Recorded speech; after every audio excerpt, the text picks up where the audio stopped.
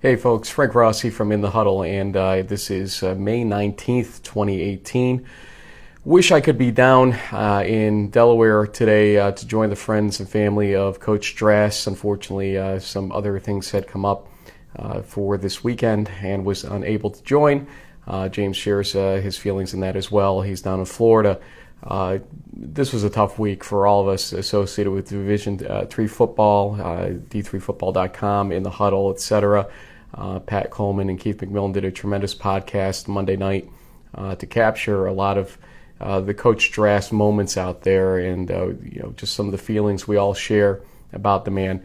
Wanted to kind of clip out an interview that we did, the last interview we did with him, actually on video at least, earlier in the season. This was at Montclair after a tough game for his team. Wesley was down 7-6 for much of that game and then came back to win big time in the fourth quarter. And we had a lot of fun with the interview, to be honest with you. Got me to be a lot closer to Coach Drass because over the years, when we weren't an East Region show and just covered the Liberty League, we knew him, but we didn't know him that well. And got to share some moments after that through Messenger, etc., where we shared some good laughs and back and forth and whatnot. But this was our last video interview we actually got to do with him, and we miss him. We're going to miss him when the season starts. We miss him in the off season right now. We're going to miss him for years to come. He's just such a special, bigger than life kind of guy, and at this point, it's just still surreal for a lot of us that he's gone. And Wesley, we send our condolences, our love, our tears, everything else that you can think of right now. We send it down to you. This is going to be an interesting season when it does begin, and he's going to be with that team in spirit at the very least. And you're going to just never fully be able to lose that Coach Drass feeling in the Wesley program. He was Wesley Football, and nobody would want to lose that feeling around him or around the program. That's the biggest thing I walk away with here. He was Wesley Football. His big trademark and slogan you've heard throughout the week is something that I'm going to leave you with here as we lead into the interview. We're going to get through this together. Then we got Coach Drass, and again, we were alluding to the fact he knew the prediction, and he reads his own press, the guy gets, which is good to see.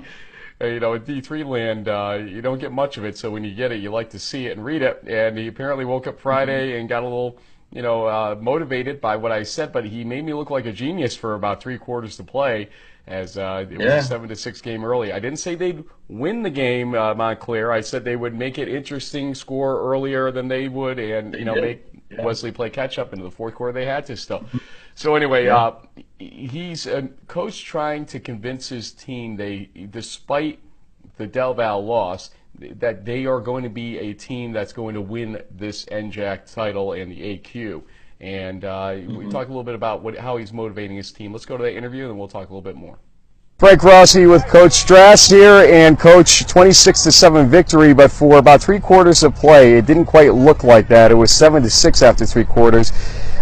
I was looking at the Kane box score, and I'm looking at this box score, and the second quarter of Kane and the fourth quarter of this game, you had 20-plus points in both of those. Otherwise, those games might have gone the wrong way ultimately for you. What's going on with the offense? Is it just a young gelling scenario going on, or are you just facing some really good defenses? Well, I think this, especially when you have that Kane, Rowan, and Montclair. I mean, that's 3, people always say, what do you think? Oh, they're big and physical. Well, those are big, physical defenses that run well. And, Montclair is going to put, 8 guys up every play, and it's hard to get a yard rushing on them. And they did some great jobs with their All-American stunts off the corner, and we knew they were going to be tough. I mean, that's not a team that's going to pack it in. They had a rough week last week. We had to fight off the whammy of your prediction. Well, remember, I did say they'd come back in the end. So I didn't pick you as the upset of the week. But that's all I could think of. Get rid of the Frank Rossi whammy. A lot of people would love to do that. Nonetheless, the defense, though, has been sensational. And especially in a game like today, obviously a little bit of a glitch toward the end of the first half, but that was it. 7 points by Montclair, and they had a couple of opportunities, but your defense stood up. You have a lot of senior leadership there, obviously. Is that what you're looking to right now? Yeah, I mean, Sammer, and Mike Sabino, those two linebackers are really good football players. I think that you got to give them a lot of credit. But as a 11, we rotate about 14 guys. 14 people that are playing throughout the course of the day, and I'd say this: they play very hard and they run really well. I mean, we may not be as big as some of the teams in our conference, but we run as well as anybody. And these guys are running. Second half when it counted. And I'm not a coach that yells at people at halftime, but I did a little yelling at halftime today. Can't blame you. But the guys came out and they put it on the line in the third quarter defensively. Even when we moved the ball and didn't score, we didn't fold. Our defense stayed the course, and kept putting pressure on them. And I was real proud of that. And then I just knew it would be a matter of time, before, EJ and Kalik. And so happy for Danny Kisak. That's a big play. And, he had the flu all week long. And wow. Yesterday, Friday, was the first day he practiced all week long. And, he's a senior. He was a former quarterback. He knows the offense. So we knew mentally he'd be there. But physically, we were a little bit worried. But, he really stepped up and has done a great job blocking all year. So it's great to see a kid who's blocked his backside off, get a 60 or 70-yard touchdown pass. Listen, at the circle of players at the end, you were kind of in an impassioned plea saying to them, you can do this, you can do this. What were you talking about? Why so impassioned right now? Well, right now we are in a position, to fight to get into postseason play, to fight to win a conference championship.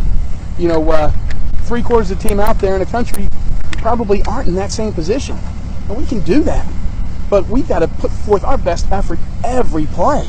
We've got to give more. I mean, it's 60 minutes, and we can't go out and play 30 minutes, against teams we're going to play. They're going to be ready. They want that ring too. They want to get to that promised land too and get in those playoffs. We can do it, but we got to earn it. Salisbury's next for your team. Were you first maybe a little afraid that some players were looking ahead to that game because of the marquee nature of it? They had a good day from what I had seen earlier against, I believe it was Rowan today. But obviously you throw records out the door when you get to that showdown between the two teams. What do you expect to see? It'll be a battle. I mean, it always is. We have to be able to move the ball consistently, against them. We did that last year. But, this is a new year, a new game. Defensively, we've got to be able to play mistake-free football. And every year, when we get that Route 13 battle going, there's definitely going to be ebbs and flows. And, the team that makes the least amount of mistakes is going to be the one left standing at the end of the game. So hopefully that'll be us. Coach, you have come back from that Del Val loss with authority, really, with wins ever since, and put yourself in a position to make this game an extremely important one coming up. So good luck to you in this, and congratulations on the road getting here, at least since game one. Thanks, I appreciate it. Thank you. See you, Frank.